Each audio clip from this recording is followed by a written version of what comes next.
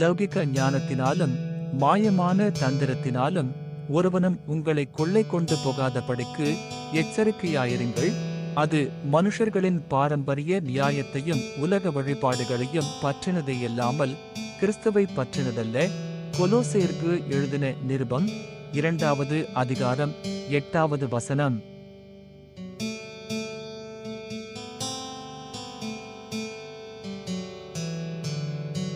லௌகிக ஞானத்தினாலும் மாயமான தந்திரத்தினாலும் ஒருவனும் உங்களை கொள்ளை கொண்டு போகாதபடிக்கு எச்சரிக்கையாயிருங்கள்.